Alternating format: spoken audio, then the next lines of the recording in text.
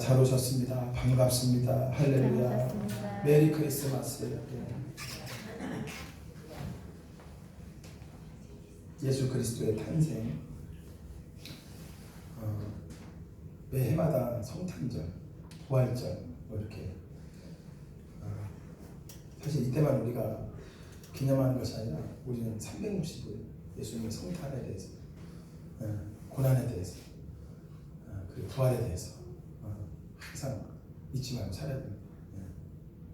여기 세상은 마귀가 이 세상의 역사이기 때문에 이 성탄절날 있잖아요. 너무나 타락한 거예요, 세상. 왜? 하나님 약 올리려고 이 마귀가. 그래서 보면요, 막 술집이고 뭐고 막 꽉 차 있습니다. 이 성탄절날. 성탄절날 지들이 뭐라고 막 술집 꽉 차 있고 모텔도 막 꽉 차 있고 막. 그래가지고 이 타락한 이 세상 문화. 예수님의 탄생을 함께 즐거워하며 기뻐하며 예배해야 되는데 오히려 있잖아요. 특히 젊은이들 막 타락해가지고 무슨 이때 뭐 무슨 그냥 엉망진창. 근데 제가 이번에 이 성탄절을 올해 보내면서 이렇게 된 것도 감사하다. 차라리 하나님이 너무 성탄절에 타락하니까 그냥 코로나로 갖다가 그냥 잠잠하게 만들어버린 거거든요. 우리 하나님 예배 안 하고 말이죠. 그냥 그렇게 하니까.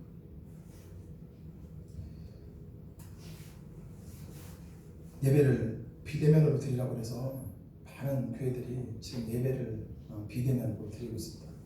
그때문에 드리는데 저희 교회는 그냥 앞으로 계속 대면 예배로 하는 걸로 그렇게 정했어요. 그래서 뭐 폐쇄를 하든지 뭐든지 그거는 뭐 알아서 하겠고 우리는 그냥 쭉 예배 드리면 되겠습니다. 다만 이제 여기 새벽에도 오늘 말씀드렸는데 방역 수칙만 철저하게 좀 지켜주시고 우리는 예배는 드려야 됩니다.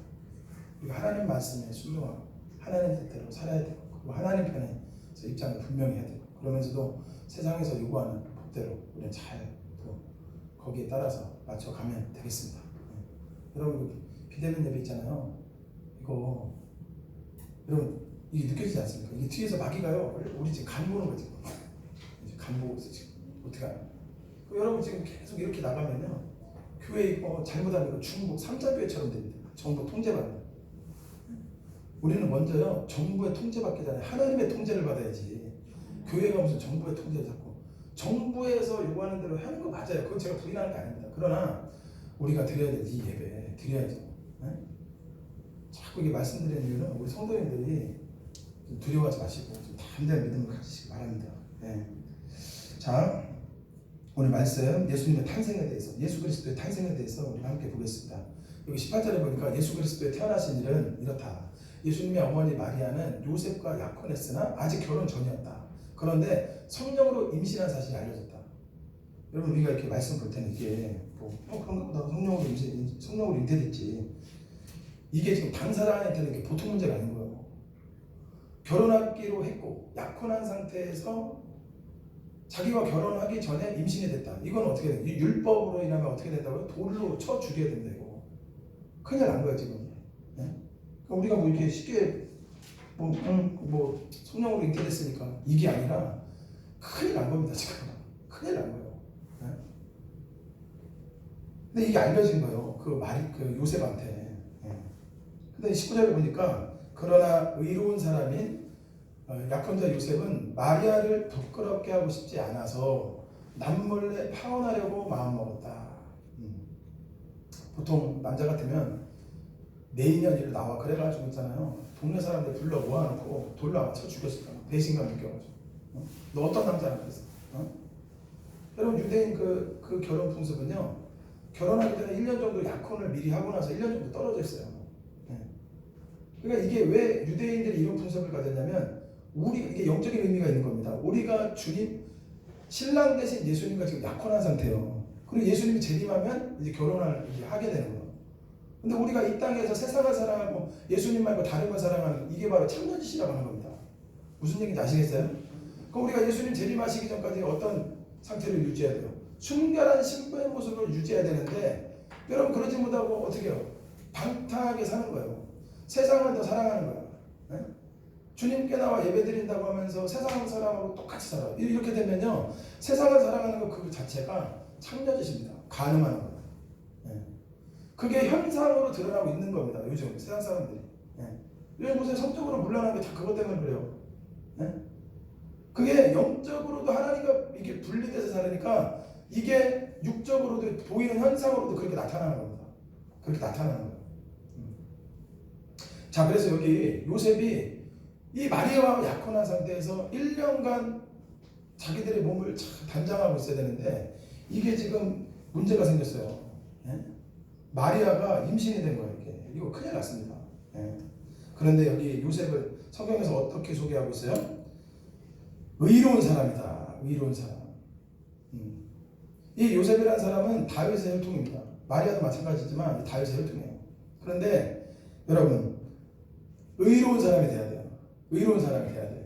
여러분, 여기 이 요셉이 의로운 사람이 아니었으면요, 마리아는 어떻게 됐을까요? 그냥 돌에 맞아 죽어야 돼요.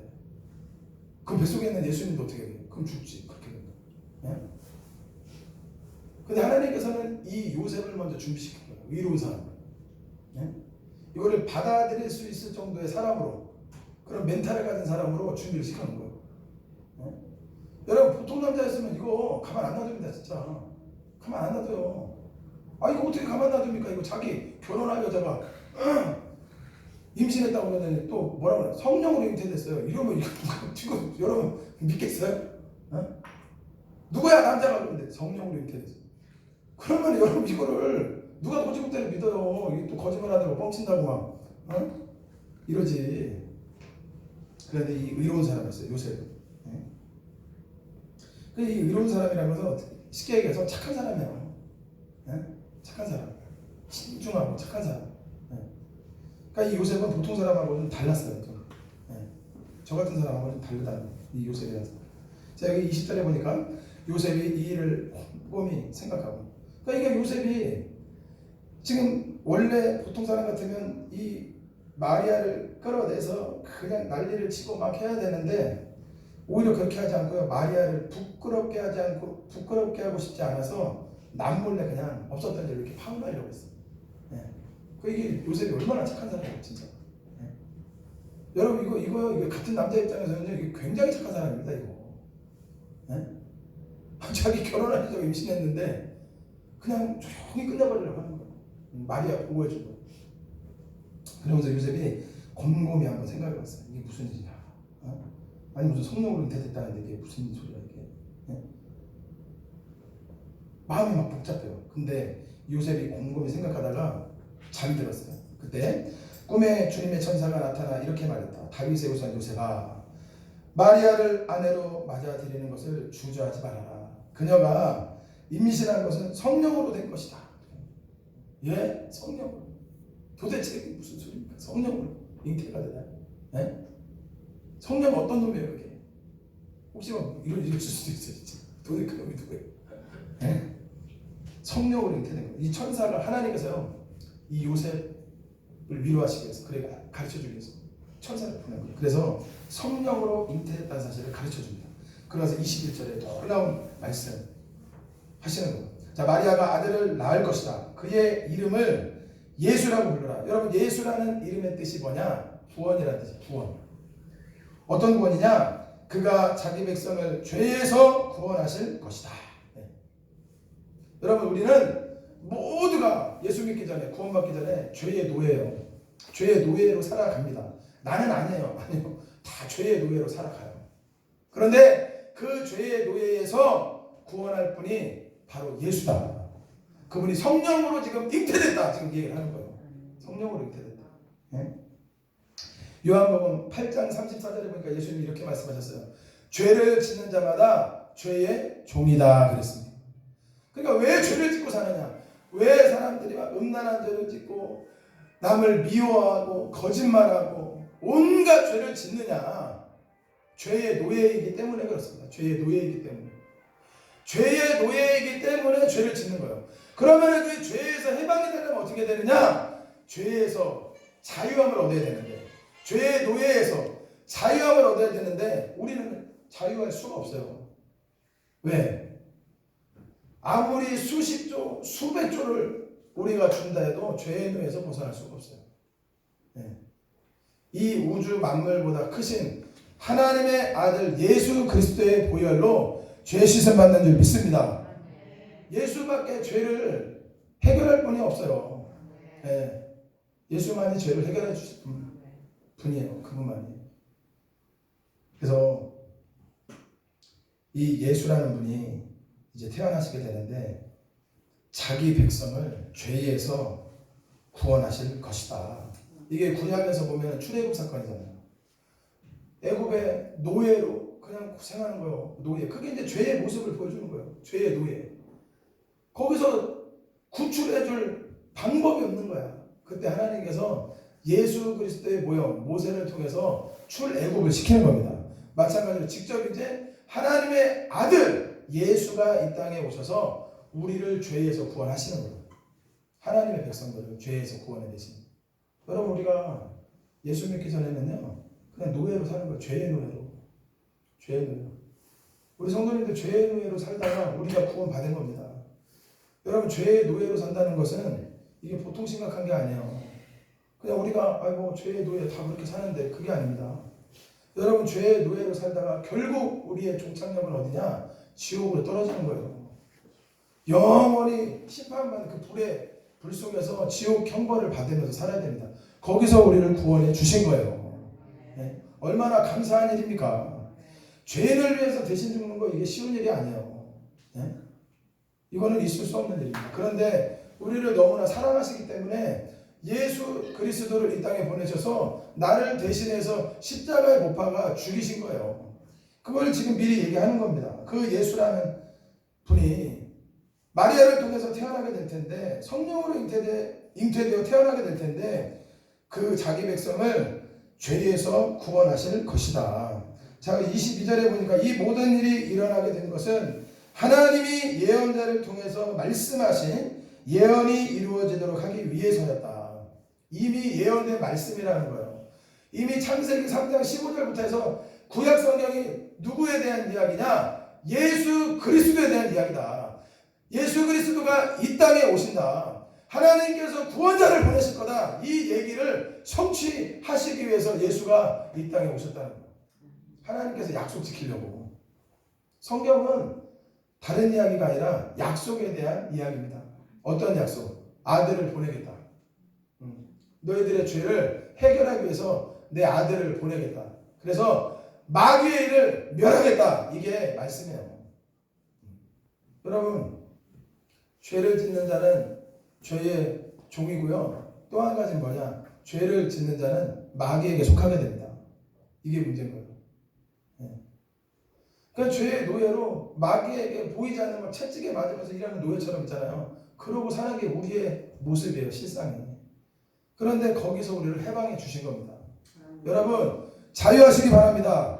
자유를 선포하셔야 돼요. 네? 죄의 노예에서 언제까지나 살 수 없습니다. 우리 이번 성탄절을 맞이해서 죄로부터 자유해 주시기 바랍니다.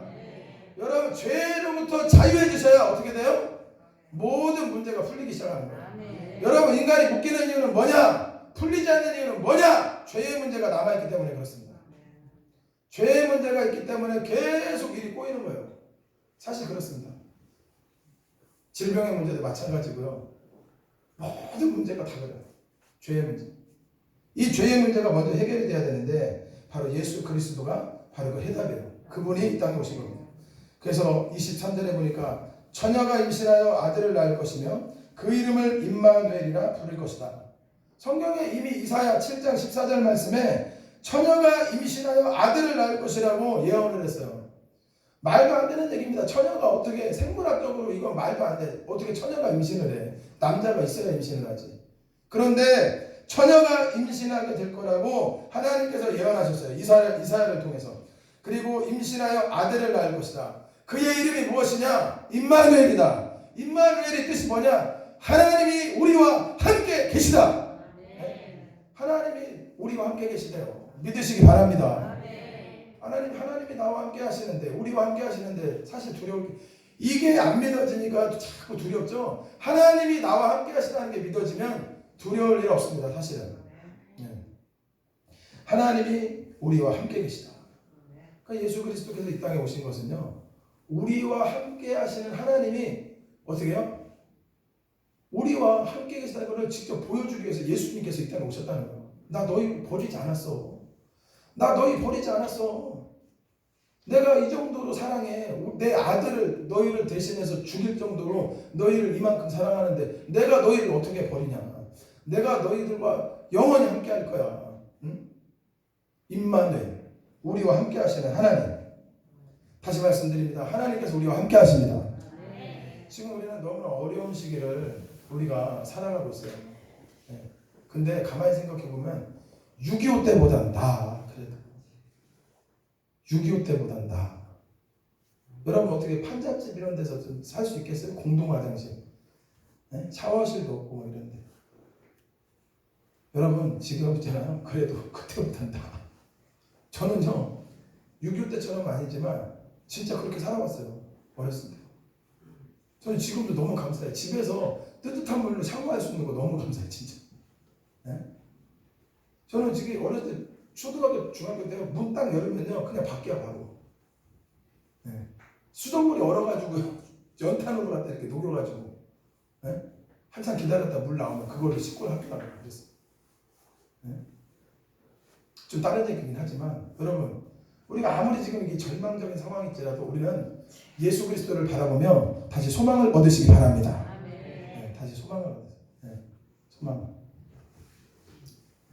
하나님께서 우리와 함께 하시기 때문에 절망은 없습니다. 그리고 포기하지 마세요. 그리고 두려워하지 마세요. 하나님께서 함께 하신다는 이야기는 뭐냐? 하나님께서 책임지시겠다는 것입니다. 여러분이 누구나 여러분 예수 안 믿는 사람도 마찬가지고 예수 믿는 사람도 문제를 만나고 어려운 일을 당하게 돼요. 그러나 성도는 전능하신 하나님을 의지하여 믿음으로 그 문제를 돌파하는 줄 믿습니다. 여러분 지금 절망의 순간에 예수님이 오신 거예요. 이때 뭐 예수님이 굉장히 무슨 뭐 경기가 좋고 아주 그냥 뭐 살기 좋고 이때 오신 게 아니에요. 아주 지금 이스라엘의 이 유대인들은 절망적인 상황. 우리나라 일제시대 때처럼 로마의 지배를 받고 있는 그런 아주 소망이 없던 그런 시대. 그런 시대에 예수님께서 나타나신 거예요. 왜? 우리를 구원하시려고. 지금도 2000년 전이나 지금도 동일합니다. 지금 코로나라는 전염병 가운데 있지만 우리는 주님을 바라봅니다. 이럴 때일수록 주님을 바라봅니다. 그분만이 우리 소망이에요. 여러분 지금 너무나 다 힘들어 막. 이 경제적으로 특히 막. 자영업자들 다 지금 문 닫게 생겼고 있잖아요. 지금 경제가 다 무너져가지고 지금 나라 빚이 뭐 5천조 다 해가지고 기업이 빚진 거하고 뭐 이 가정마다 해가지고 이 5천조 이 빚이 지금 엄청나요.